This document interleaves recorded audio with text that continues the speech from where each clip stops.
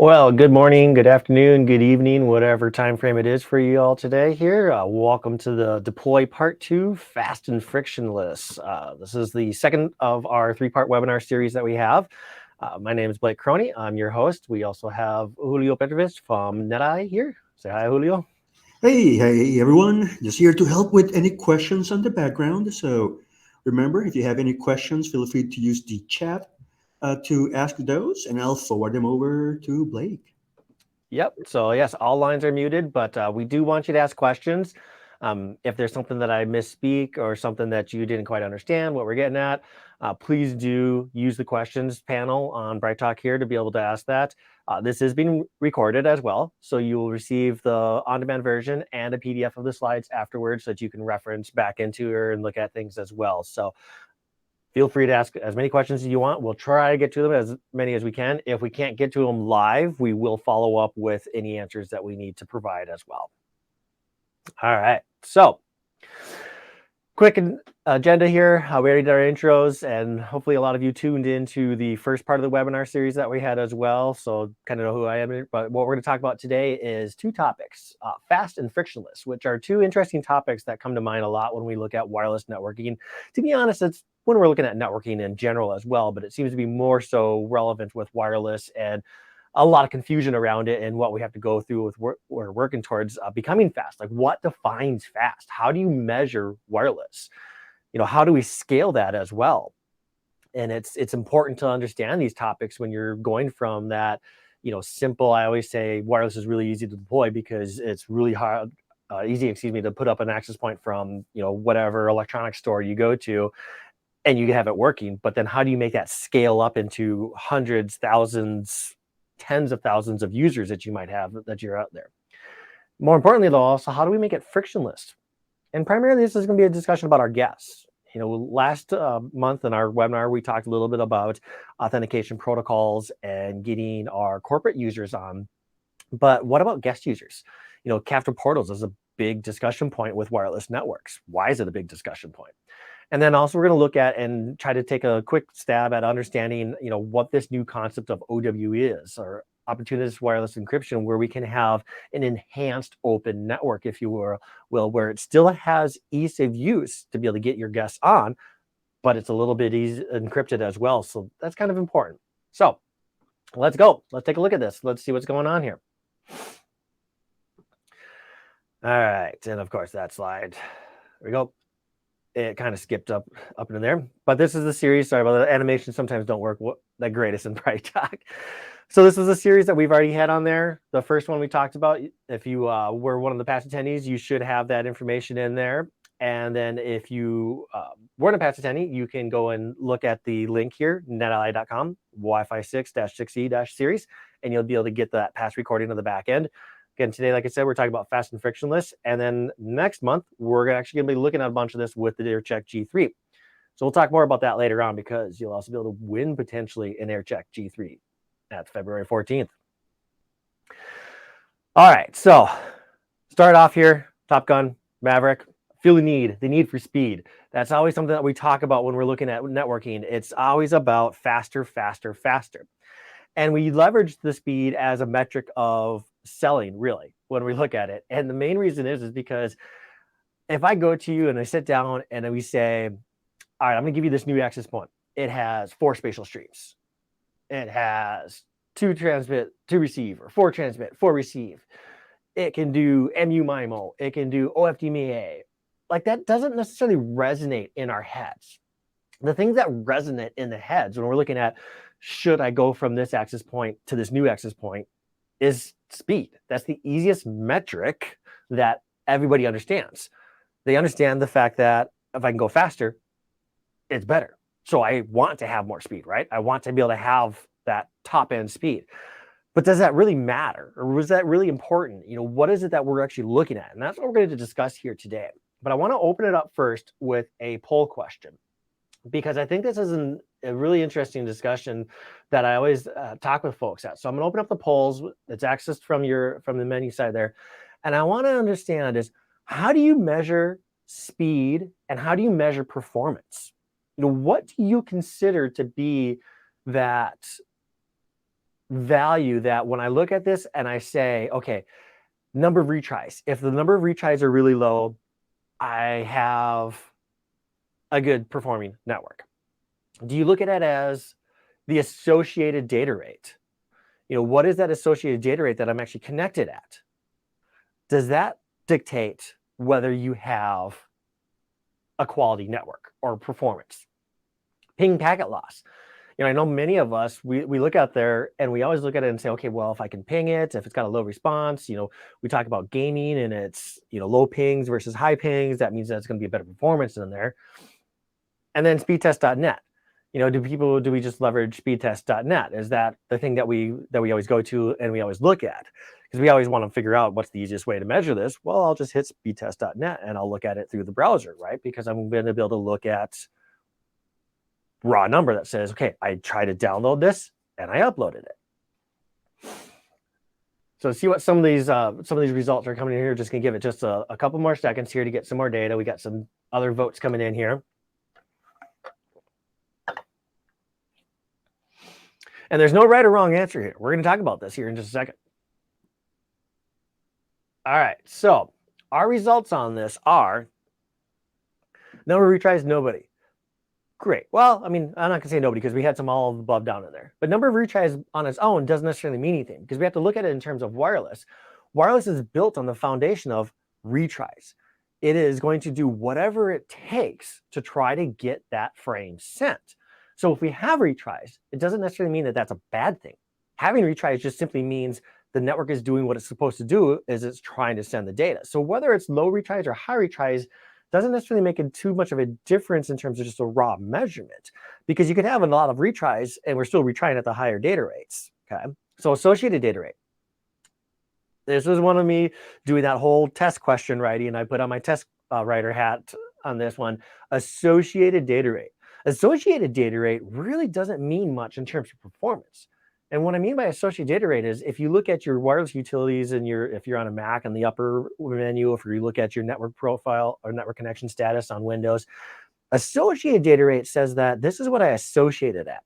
But it doesn't necessarily mean that this is what I'm going to transmit frames at. That's the key.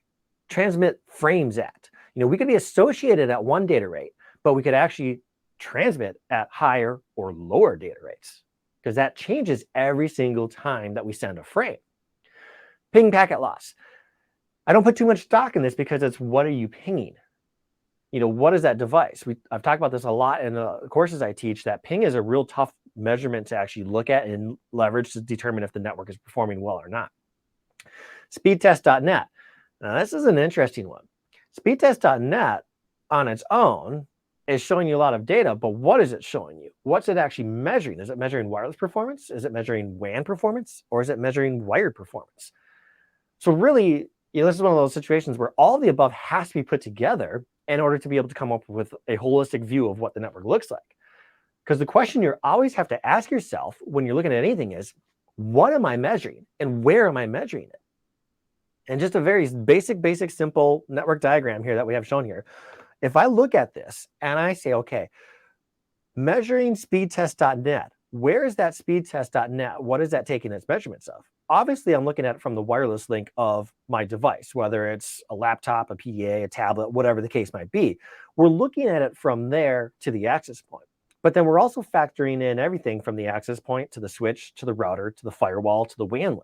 All of that becomes part of my network performance. And this is good or this is bad. It really, again, has to be dependent upon what you're trying to access and what you're trying to measure from a performance. If everything that you're trying to access is internal in your network, measuring with speedtest.net isn't going to give you the proper measurement of whether your network is performing well or not, because you're measuring your WAN link. And a lot of times your WAN link is going to be the determining factor of what that number is that comes back onto it. So we want to look at, more importantly, we want to look at and figure, okay, what if I put like an iPerf server or something inside my network so that I'm only measuring from the client device to the access point to a switch to a router back to a switch, whatever that link ends up onto there. So there's a lot of different things that come into this that we have to look at and figure out where exactly do we need to measure the performance to actually come up with a number that makes sense on whether the wireless is having that speed that we want it to actually have or not. So as I was saying, is the throughput components, we've got a lot of different components in here. Obviously, we want to talk about wireless. Wireless is what we try to measure always. And that's why we're here, is we're talking about wireless throughput. But what ends up happening is that we end up going beyond the AP abilities, beyond the client abilities, and we end up looking at everything else when we try to measure this, because there's not really a good way just to purely measure wireless performance with no other impacts. We don't have iPerf servers in our access point, so we can just hit. There are some things that, like Ruckus has Zap tests that you can be able to do testing that isolates it into a smaller environment, but we don't have always that just quick ability to be able to measure right in there. And it's not consistent. I look at a wired connection. If I plug into that switch port is going to negotiate something up front. 100 full, 100 half, gigabit full, gigabit half, N-base T, whatever we're going to be measuring at. That's what you're going to get from a performance. I'm not going to say it's a guaranteed performance, but it's a much more consistent experience than what we see on wireless, because on wireless, again, it is built to be resilient. So retries, and when we do that retry, there's a strong possibility that we're going to rate shift down, because for some reason it might have thought that, okay, if I'm sending at an MCS 7, okay, that was great, but the access point didn't send a retry if we're going from the client station up to the AP station. If the AP doesn't send that acknowledgement that, okay, yep, we're good, we have to retry that, we're probably going to choose and elect to send at a lower data rate that has a less complex modulation coding scheme, so that I can potentially get past whatever was my quote unquote interference or signal issues that were causing issues. Okay? So it's not constant, it's not consistent, and everything goes into it. What are your AP abilities? What are your client abilities? They have to match. If you have a 4x4 force spatial stream access point deployed out there, but you're trying to measure the performance, say for example, from just my iPhone here, well, that iPhone is a 2x2. Not going to be able to max it out. It's going to show you a different throughput than what you expect, because you're caring about that AP abilities. You're not thinking about the client abilities. Switch backhaul. Obviously, our APs are plugged into something. They're not fully wireless. We have to have them connected to something. Are you connected to MGig AP ports? Are they lagged AP ports? And this is really important that you read the details or the configuration guides and deployment guides about your APs, because, for example, some of the APs, when they have a lag port and you're bringing 2 ports into that access point, what they're going to do is they're going to put 5 gigahertz on one of them and 2.4 on the other one. So even if we have that lag, and let's say you disable your 2.4 radios because that's what your design calls for, and you only have your 5 gigahertz operational, it's not leveraging 2 1 gig links. They aren't combined together. It's only one of them. So you're still limited to a 1 gig uplink on 5 gigahertz, which is where we could see the potential for overextending it. Or now that we have 6 gigahertz and we have a lot more capacity, a lot more frequency that we can work with, we have a higher probability of oversubscribing that single port. So that's where we need to get into MGig ports and make sure that we have at least 2.5 or maybe 5 gigahertz per second on our ports, that we have enough throughput coming down through that one single pipe to be able to support 5 gigahertz and 6 gigahertz. And then obviously there's the backplane speed and the backhaul speed of the switch itself. All of these are coming into that factor when we hit speedtest.net. And then one that people don't ever really think about, and I see this constantly, is firewall. We enable all this IPS. We enable all the intrusion detection services or the prevention services. That's going to throttle your data. And it throttles it because it has to do that inspection. So you're going to see a performance reduction by having all this enabled. CPU restrictions on what type of CPU is in there to be able to actually do all this per packet look, the inspections, the lookups, the checks to make sure that it's safe, check it against geo-tagging. We see a lot of folks now that are using geography-based rules to be able to restrict access to or from certain countries, just because we know that there's a lot of bots that come out from those countries, for example. So all that comes into and plays in a factor of it. And then finally, you've got the WAN link.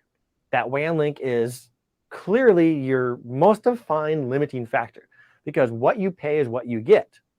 And I do put on that, or is it? Because obviously, if we're talking about something like a non-business line, if we're talking everybody started doing a lot of remote work over the pandemic over the past couple of years. So we start to see more and more folks on their home internet, and they're on their cable providers, and their cable provider says, yes, we give you a 1 gigabit per second link. However, that's shared with everybody else in your neighborhood as well, or whoever's off of that head. So when you look through that, now you have 10 homes that maybe only 2 of them were active during the day during non-pandemic times. Now we've got kids home from school. We've got parents working from home. We've got more and more and more of these webinars, teleconferences, everything going on. That starts to eat up all that total capacity that's provided through that POTS or through that head link there. And we have to look at all of that. Okay, so how many people are in there? That's then what it comes into is that, yeah, you might be getting 1 gigabit per second according to your bill, but the reality of it is because so many people are online now, you're only getting half of that at key peak times. And if you read the fine print, that's totally acceptable. But then on a business side of things, like for example, I had fiber ran to my house and I had it ran as a business service because I'm guaranteed my throughput. My throughput is lower than if I would have done a residential service, but it's guaranteed that that's what my throughput is going to be. I have that as a reserved allocation. So I know for sure when I'm doing a test with speedtest.net, for example, I know exactly what it is that I'm going to get. Okay. So when we look at all of these different throughput components and we start to factor in and kind of add this all up together to try to figure out what our numbers are going to be, the one thing that we always end up hitting on this is spec sheet problems. Okay. And what I mean by spec sheet problems here is on the spec sheet battle, let's put it into car terms. I'm a car guy, so I like cars. Works well for wireless discussions because there's lots of analogies that we can use on here. If I just look at it as a spec sheet battle, who's going to win in a race between this? Who's going to win in a race between a Corolla and a Viper? If you look at the specs, you've got a 1.8 liter inline four, putting out about 139 horsepower, 126 foot-pounds of torque on that Corolla. The Viper, on the other hand, is an 8.3 liter V10, 640 horsepower, 645 pounds of torque. So if I just read the spec sheets and I look at it and say, okay, well, obviously the Viper is going to win in a race because it has much larger displacement, much larger engine. It's designed as a race car to go fast. The problem is I can't drive fast all the time. Whenever I'm out on the streets, there's always a speed limit. And the speed limit is for 2 reasons. Number 1, safety concerns. Number 2, capacity. One of the things that people don't necessarily take into consideration when they think about somebody that's built a road, and I had to do this as a college project where I had to write a application in Scheme, evil languages, but I had to write an application to be able to measure and try to be as efficient as I possibly can about zipper merge, for example, merging onto a highway. When you look at it from a speed perspective, you can only have so much traffic on a road or on a lane going at a certain speed before it all falls apart and it becomes completely unstable and you start to have crashes and you start to have collisions and issues. The same thing can happen and be true in wireless. Yes, we can design for and we can build these networks that will meet these extremely insane high speed limits that we want to go towards. But the problem is the average number of people that can actually go that fast are very little. Again, put it into context of your devices. If I design for a 4x4 4 spatial stream device, but the majority of my clients are 2x2 2 spatial stream devices, it doesn't do me any good. I'm actually losing performance by that. What we want to take into consideration is a total aggregate throughput. So as we look at this through Wi-Fi technology and how it's changed and how we've had our throughput growth, it's been at or above Moore's law ever since its inception. We keep increasing at these, what I would consider insane rates. I don't necessarily need to give somebody that if I were to do a full spec configuration on both AP and clients, I don't need 6.8 down on a wireless link. It's very rare that you actually need anything like that. I mean, a lot of times I don't even think you need more, to be honest, than 300, 400 to a client. It really depends on what you're doing, but the average use case is really low. I can still give somebody a Netflix stream on a 802.11g 54 meg if it's a clean environment. That's the key, is if it's clean environment. So everything has got caveats. We always have caveats with wireless. And we look at these spec sheets of wireless, and yes, we can start to see this astronomical growth. We can start to see where it's going, where it's going to be potentially in the future. But it all comes down to is how do we design and how do we configure our networks?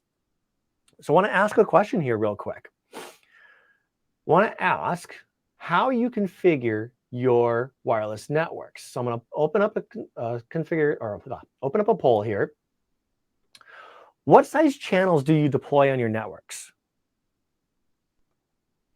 So when you're considering and I know this is not necessarily going to be like, I always deploy the same channel widths, I understand, like, think about it as on average at your locations, do you deploy 20 megahertz, 40 megahertz, 80 megahertz, or 160 megahertz channel widths?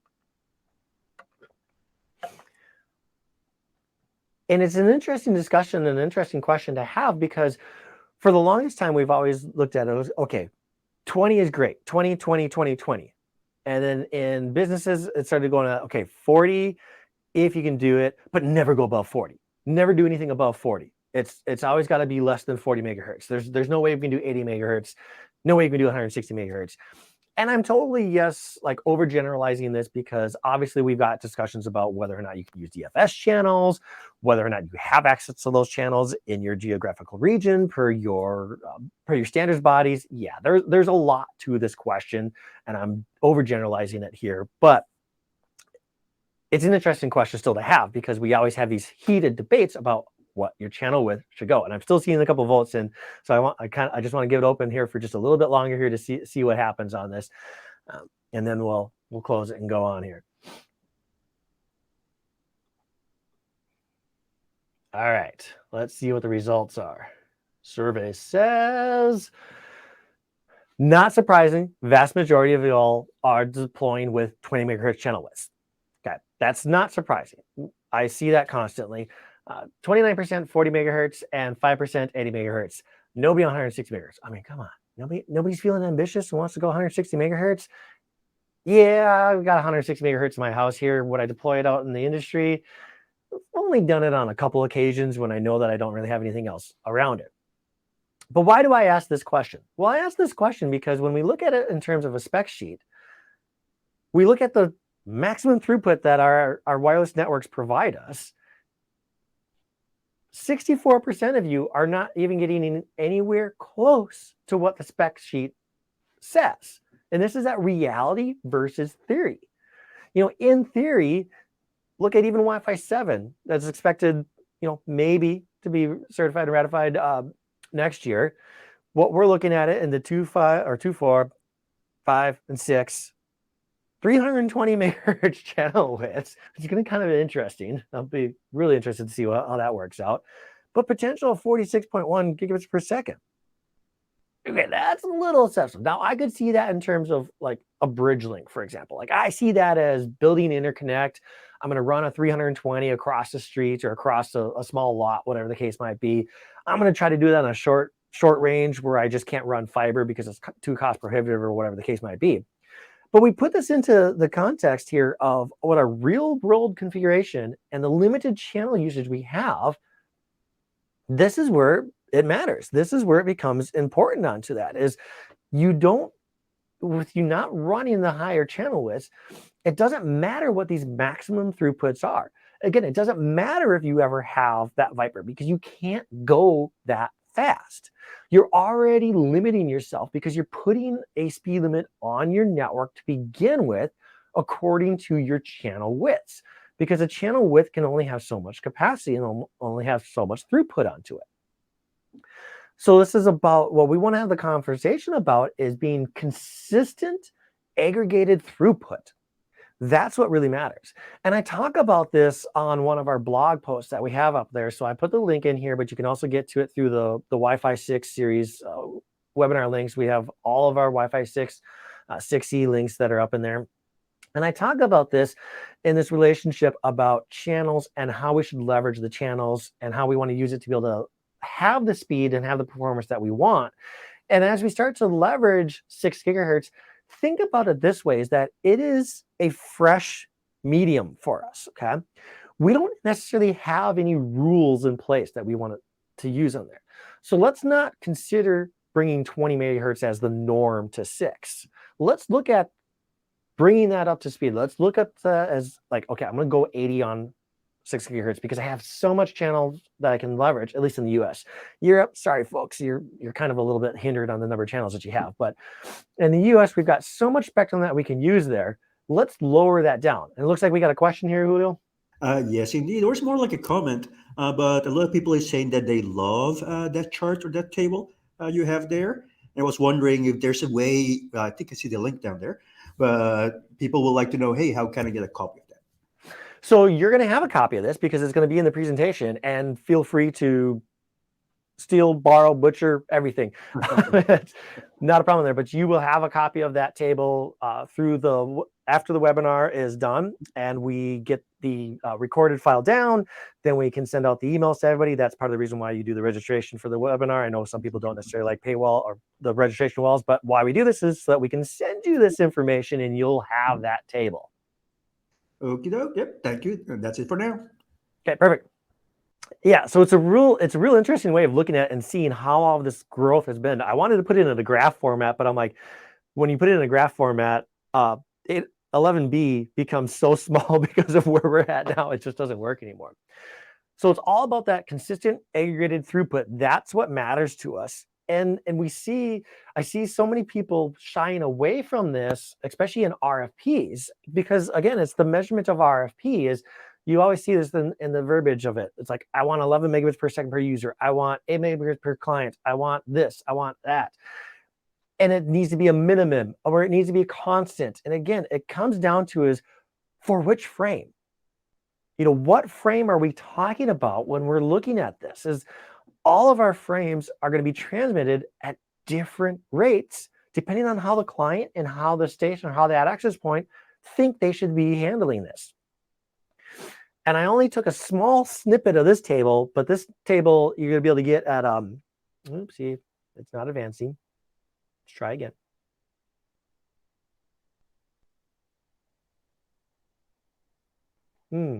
Wait, one. Ah.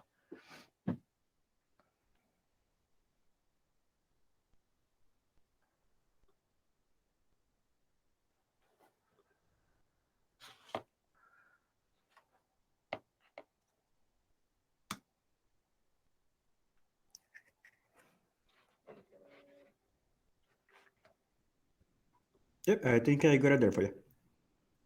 Am I back yet or not? Yep. Whoops. Well, and it seems like we lost Blake for a moment. We'll give it a few moments while he joins us again. I think this is the table he was referencing.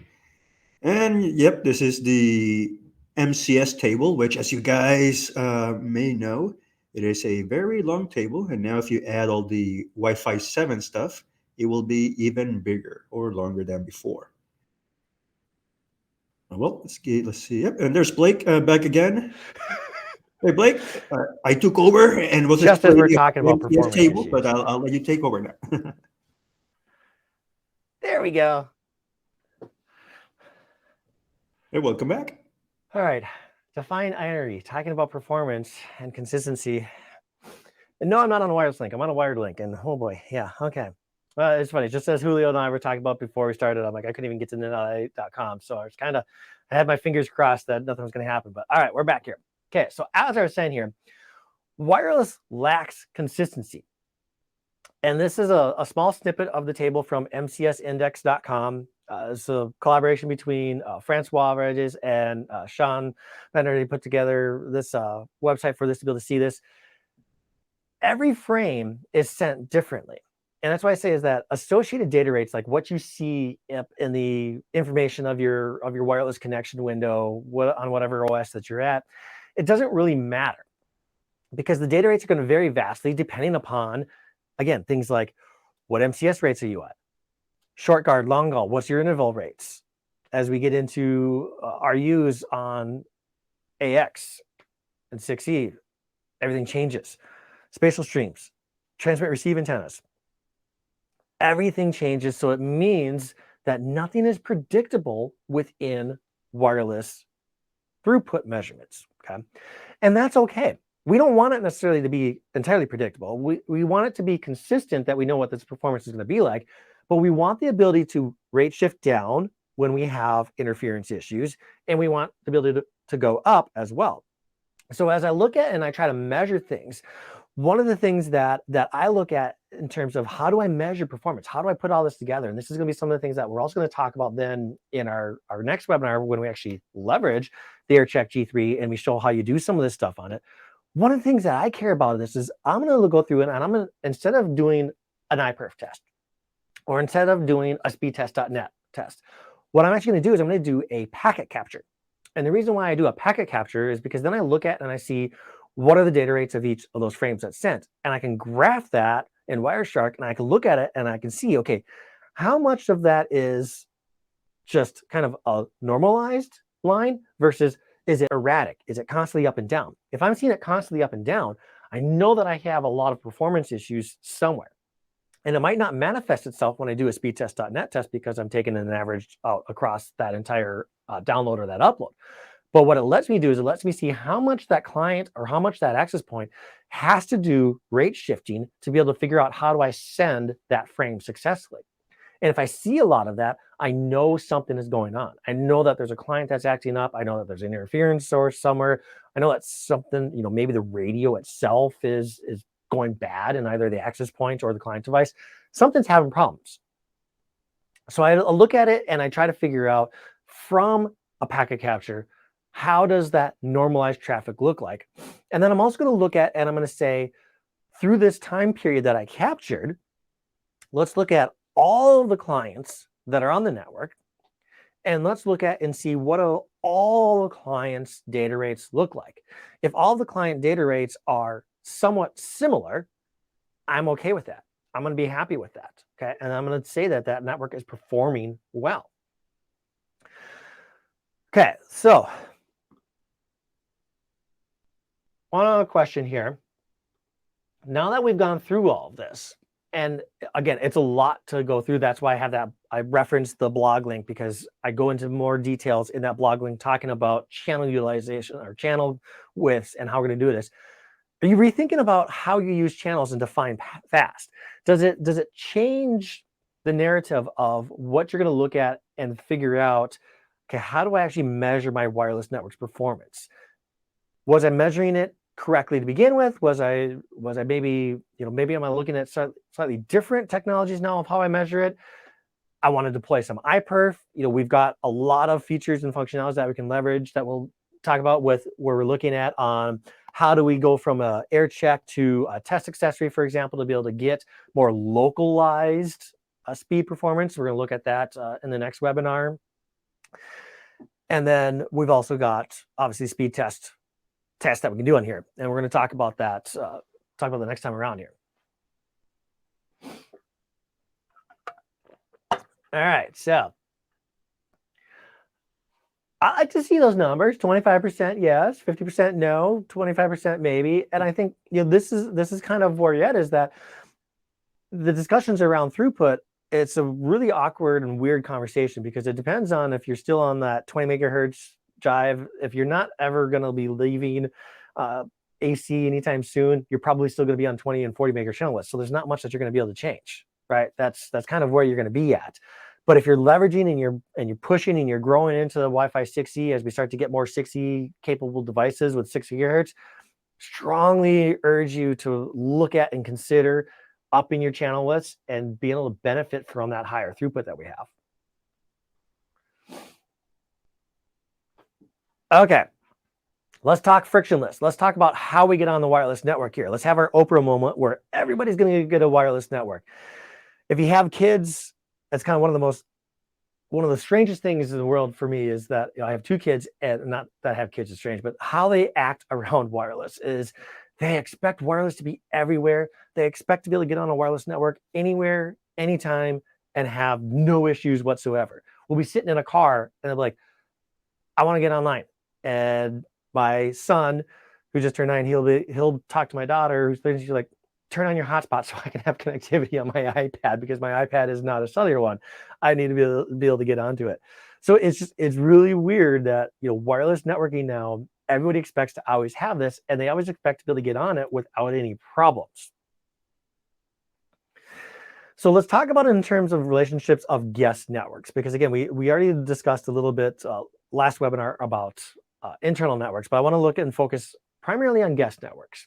And when we look at guest networks, there's three different concepts that we have. We've got the open network, which, pretty much not too many people use because they want to have something in there. Okay. We've got a PSK network, and then we also have the captive portal side of things. And across these networks, from a configuration side of things, when you look at it, the PSK is the most tedious one because of the fact that you probably have to roll those keys into everything. And then we'll talk about this. Captive Portal and Open, I usually look at their configuration as basically the same, because a lot of systems these days, the Captive Portal is just a checkbox that says, hey, I want to do Captive Portal, and this is what I want to look through on this. So when we talk about these guest concepts, first, actually, ask a question real quick here. This is why we engage. Yep, there's a few questions on the list here. Am I back? Yep, you are back, or at least I can hear you now. Can you hear me now? Yep. So first question, and there's two of them, and this one goes back to the channel conversation earlier. But what do you think on code channel interference? Absolutely no code channel interference, or is code channel interference okay if the utilization is low on the affected channels? Well, you'll never not have code channel interference. That's one of those things, is that for how much wireless is out there now, we're always going to have some code channel interference. It's impossible for us to get away from that, especially if you have anybody that has, if you've got gaming consoles, because all their controllers have switched over to Wi-Fi now, as opposed to using whatever other wireless technology they're using Wi-Fi technology. Mhm. So we're always going to have code channel interference. I think what it comes down to is you need to figure out what threshold you're okay with and what threshold still allows you to transmit and receive at the throughput that you want to. We go from 20 to 40 to 80 to 160 megahertz channel width. Obviously, we're leveraging more spectrum. So if we're in an apartment complex, trying to get 160 out of that, it's kind of like trying to park a big truck in a compact space. You can do it, but probably everybody's going to be upset with you when they can't get around you. So there are some times that we're forced and we have to go down into it so that we can reduce that code channel interference. But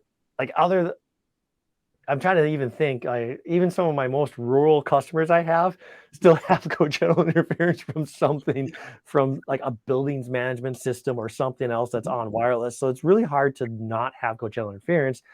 We just want to try to figure out how many times are we okay with reusing that channel before it completely falls apart. And there's tools that you can leverage. For example, like Cisco has RxSOP that we can tune and kind of tweak on that.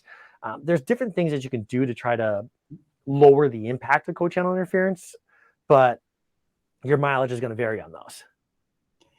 Okie doke. So one more question before we go to the poll. And I see some poll answers coming in.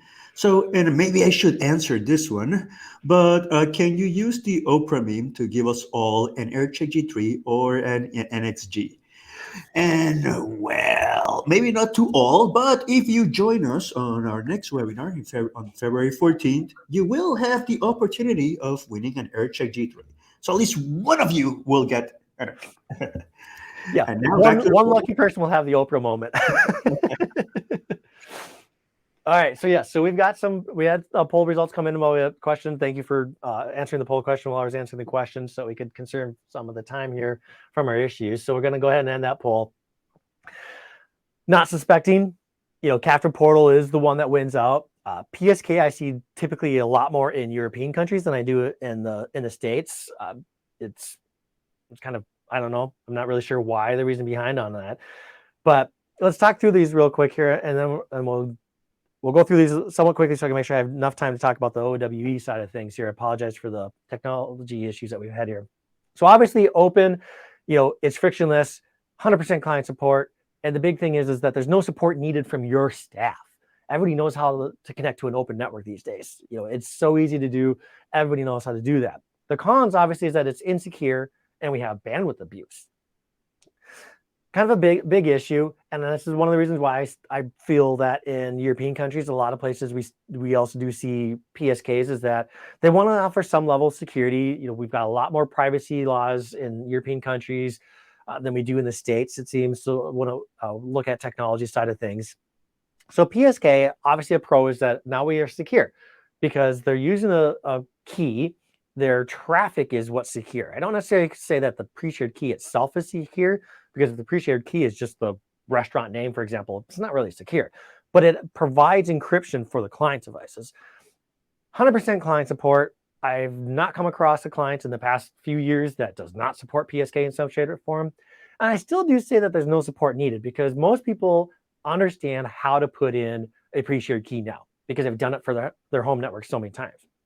Obviously, the cons with this, we still have that bandwidth abuse at the bottom. That's always going to be the case on guest networks. We've got key distribution and we've got key rotation.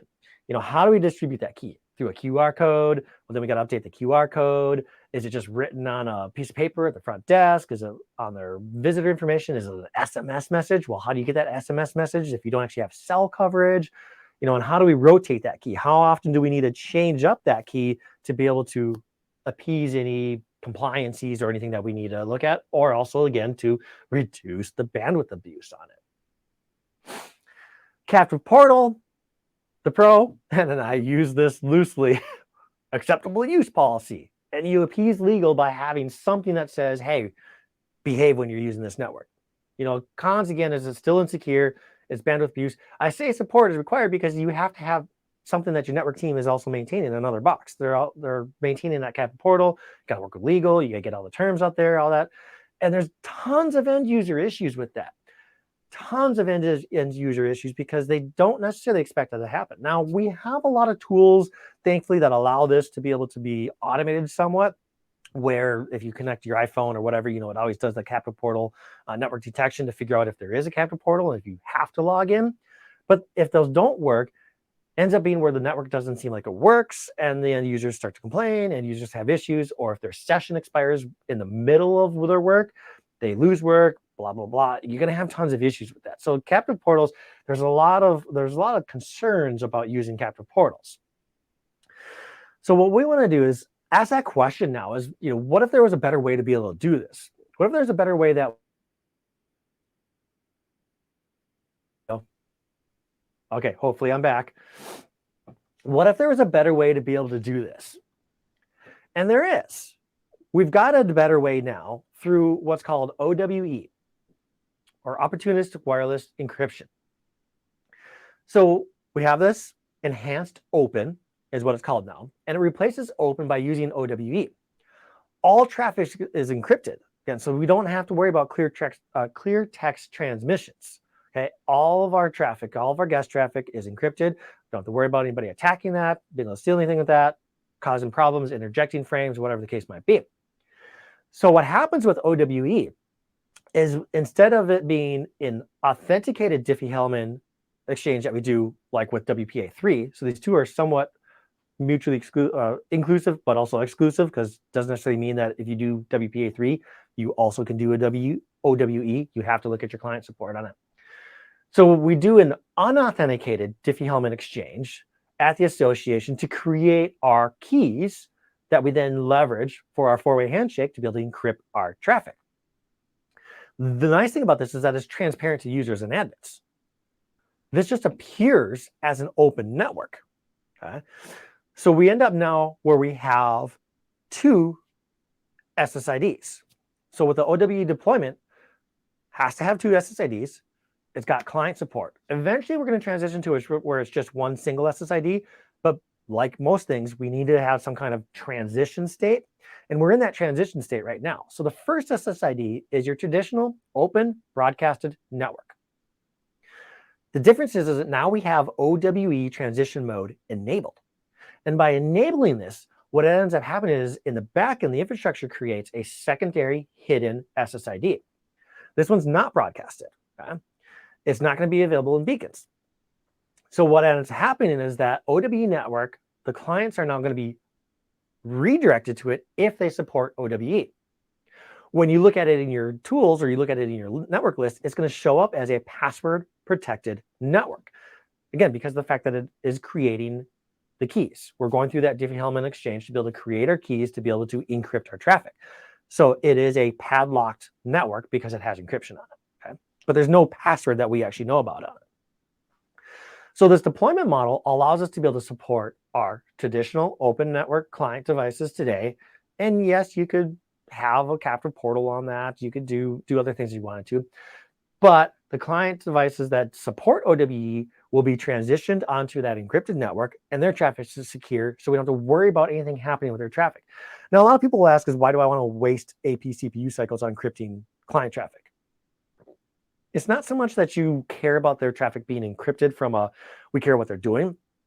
It's more so we care about the fact that nobody can inject things into what they're doing and potentially try to piggyback on their sessions to be able to do nefarious things. So we want to try to encrypt the traffic so that we can't do anything with it. We have a high level of yes, question. Yeah, in reality, this is my own personal question here. But does this only applies on the 2.4 and 5 or also on the 6 gig? Because technically the 6 gig, everything is WPA3 or OWE, so there's no Yeah, backwards compatibility. technically speaking, I mean, if you're on 6 gigahertz, you have to do WPA3, and then OWE is an optional, like extra if you do it, because you can do an open network on 6 gigahertz Mhm. with no encryption whatsoever. But if you do an open network, it has to have OWE because we still have some of it in there. So it's going to be across all frequency bands that we're going to see this be relevant. Again, it's more so it's we typically put I see guests put on the 2.4, still not necessarily on 5 gigahertz. We're starting to see it on 5 gigahertz more now, but I don't know why you shun everybody like that. I think just put everybody across all of it and Mhm. leverage it with OWE entirely until we have the support where all client devices support it and it's mandatory. Like right now, it's optionally supported. So Yeah, again, just because your client says that it does WPA3 doesn't mean that it's going to do OWE and enhanced open. You have to look at that secondary through the Wi-Fi certification because it is a Wi-Fi Alliance element. yeah, which takes us to a question from our audience. Have you seen OWE used much in the wild? Not so many devices supported according to the Wi-Fi Alliance, even if it is optional. Last time I checked, but that was in early summer. Yeah, unfortunately, it still is optional, so we don't see it a ton. I generally try to recommend putting it out there on all net new deployments with especially when I'm deploying 6E equipment, just because of the fact that I'm trying to prepare myself for the next. Some of my customers, they're trying to prepare themselves for the next 5-7 years, which I want to be able to get everything prepped and ready for them up front, so that as they start having devices on it, and this is a very similar discussion as to what I talk about in one of the blog posts as well about why should we even deploy 6 gigahertz today if there's hardly any client devices that support it?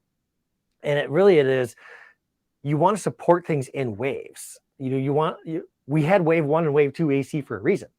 We want to be able to increase usage over time as opposed to it being wham, today we're doing the cutover and now we're starting to use it, because that's harder for support. That's harder for your teams to be able to manage it. So I'm a huge fan of get it deployed today, get it set up today. Even if you're only supporting, like, let's say less than 1% of your client devices, you're there, you're ready. Indeed. Well, that's all the questions for now. Okay. All right. So let's continue on here. So pros and cons with OWE, as Julio was just asking there on there, the big pro for sure is secure and it is frictionless. If your client devices support it, there's nothing that you need to do. It's transparent. It works well. The cons obviously is that your client device has to support WPA3, your network infrastructure has to support WPA3, and then you have to support OWE as well, which is an additional optional element as we just discussed. So, well, time will tell us to see how many devices to have onto it, but let's definitely start to leverage it and let's start to use it where we possibly can. Now, OWE solves the problem in terms of being able to encrypt our traffic and do that in a frictionless way for our client devices. But we still need to think about a couple other items here that we talked about when we're looking at our different types of other. So you still need to ask your questions about what about legal?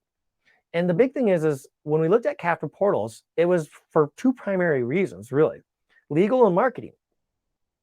From the legal side of things, they wanted to be able to put an acceptable use policy in there that says, hey, if you're on our network, you can only do X, Y, Z. But why is it there? Why are you trying to leverage Wi-Fi as that gatekeeper? For a lot of places, you can put that in a visitor agreement. If it's a corporate campus, for example, they have to go to the front desk and there's the acceptable use there that nobody reads. Yeah, okay, maybe a couple people do. Sam Clements always talks about how he reads all of them. So yes, there are some folks that we do read all those things on there. But if you're at your visitor login terminal, you can go through and say, okay, I'm going to read through this, and it says, well, here's one of the snippets that says what is acceptable use on the Wi-Fi there. Marketing side of things, monetizing users and trying to get them to sign up for like your frequent visitors clubs or whatever you might have, or trying to get them coupon codes and stuff like that. You could end up pushing customers away because of the captive portal issues. If they can't get online frictionless, if they can't get easily online when they're sitting at your coffee shop doing work, they're just going to go down the street or around the corner to another coffee shop that maybe they can get online a lot easier. Okay? Bandwidth, traffic profiles. Well, the bandwidth side of things, we can do so much more with SDN. We can do so much more with the traffic profiles. These aren't Wi-Fi issues. These are other issues that we're trying to make solutions with Wi-Fi solve. And we're trying to figure out how can we solve all these problems with Wi-Fi when they're not even Wi-Fi problems, and they end up creating issues for us. On the bandwidth side of things here, what I just want to say real quickly on is, and something and reiterate that we talked about in our last webinar, and I know we're running down on time here, is this network tree concept, is that your networks today should not be static. Your networks should be some kind of SD-WAN with ZTNA principles, Zero Trust Network principles, because everything should be driven by the applications that you're trying to access. If I'm on that guest network and I don't want people using up all my bandwidth, then limit it. People always say, don't ever do bandwidth limits, don't ever do rate limiting. No, that is your bandwidth. That is your constraint. You know what that constraint is, so use it appropriately. Leverage application-based routing to be able to force that to be able to, okay, maybe yes, it's going to work, but it's not going to work the greatest, or it's not going to have a high level of quality of service on it. That's okay, especially on guest networks. That's extremely acceptable and it's expected. So you want to switch to being able to use more application-based management of your bandwidth so that you don't have to worry about bandwidth hogs. You don't have to worry about having somebody. I don't need to worry about the fact that if my coffee shop is in the basement of an apartment complex, somebody is using my guest network to be able to have internet in their house. Because if it can't do streaming media, if it can't do streaming video, they're going to end up getting their own network, or they're going to find something else. Okay? But if they're just doing light email, internet browsing, no big deal. It's not necessarily the end of the world. So we leverage that and get off the statics, go into this network tree concept where everything has different branches that we can go through, and limit it accordingly and respectfully so that you can control your environment. That's how we end up creating that fast and frictionless network, is by looking at all the different aspects of it and being able to try to leverage the different tools that we have available to us. So, summarize up here. Yeah. If the spec sheet says that it's going to be 46.1, don't expect it in real world, okay? Avoid spec sheets. Like, I don't like looking at spec sheets. I like looking at them just to know what the ceiling is going to be. But in the real world, I have to leverage the tools. I have to bring out, my AirCheck, my NXG, whatever tools I have, and be able to actually start putting together all of those different elements, all those different components, and finding out where my throughput buckets are, what are the limiting factors, and what's going on with that. Tighter guest controls will improve your Wi-Fi efficiencies. If we can get it so that we have our guest networks set up more efficiently, from getting them online, getting them connected so that they're not just in probing states or, wasted RF by client devices sending out probes for networks. I want them connected. If the device is in my building, I'd much rather have it connected to my infrastructure than have it probing, because probing is a waste. It's wasted transmission space. I'd rather them be online, and at least give them some kind of experience as opposed to not. Okay? Get out the OWE so that they're encrypted, so I don't have to worry about somebody trying to hijack in or be able to try to add additional payload into their sessions. Look at those things, put it together. All of this is what's going to end up being able to build into that network so that your network is a lot more efficient. And again, goes to that constant aggregate throughput, what all the devices can do as opposed to just one device. All right. So we'll round it out here. If there's any other questions, please put them into there, into the panel in there. And while you're typing up some questions in there here, again, thanks for attending. You will, like I mentioned earlier, you'll receive a copy of the deck and the on-demand version via email. So you'll have that nifty table that you all liked about in there. If you have any questions, either reach out to myself directly, or you can hit up Julio and the team, sales@netally.com. And then remember to register for our remainder of our Wi-Fi series here. Because yes, our next one on February 14th, it is our Win a Date with a Handheld. Yes, we're being as cheesy as we possibly could be on this. And Kim and I, the social marketing team, we were having some fun with this one on it. But what we're going to do is we're going to talk about how you can go through all of these items with a AirCheck G3, and then one lucky winner is going to win one. You have to have registered up front because there are some folks that sadly are not eligible. There's some conditions on there, but you see that right on the registration in there. And then you have to attend in order to win as well, because what we're going to do is at the start of the webinar, we're going to put everybody that has actually attended into the system, and then we're going to randomly draw it live. And that person, as long as they're there at the end of the webinar, when their name is on the screen, they get it. If not, we draw again until we find a winner. Indeed. And so far, guys, seems like there's no other questions, although we did answer a few throughout the session, so that's okay. But if you have any final questions, we still have a few minutes, so feel free to add those to the chat. Oh, it seems like we do have one here. Oh, yeah. So, Blake, quick question. I think we can help with this indeed. Can you send the presentation for session one? At least he was in training that day, so he was not able to watch it live. So, Yes. So if you go to the full webinar overview, the link that's down there, the Wi-Fi 6 6E series, and if you go and you look down there, there is a link that says recording.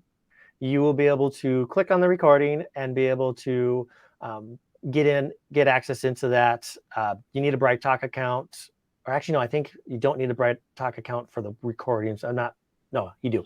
So you'll just sign up again. Well, use your link or account that you have for this one, and all the passwords are there, including the first 3 series set that James and Mike did as well. Entering. So by the time we're done here, we'll have a total of 6 webinars, and I can't even remember. I don't know, half a dozen blog posts or so. When we're done with this series, and then there'll be more content. So even more, anything that we do in the future as well will be accessible from that same link, the Wi-Fi 6-6E- series. So you'll be able to have access to all of that. Yep. Yes, indeed. And Does the review on YouTube count? Yep. Does it count for what? Are you trying to get a free handout? That one you have to send Julio and ask and beg him for that one on it. Yeah, feel free to send me those, and depending on how well you do, you may or not get a free check. So, hey, these things have been a hot commodity. I just finally got mine last week. Let's see what else. Well, we only have a few seconds left, and there doesn't seem to be any more questions, Blake. So, I think unless you have anything else to share, we can call it a day. Nope, that's all. Again, I apologize for the technical glitches that we had, but I think we went through it pretty quickly and without any issues on there. So again, hope you enjoyed it, and have a great rest of your day or good night, whichever one is going to be. Yep. Thank you, everyone.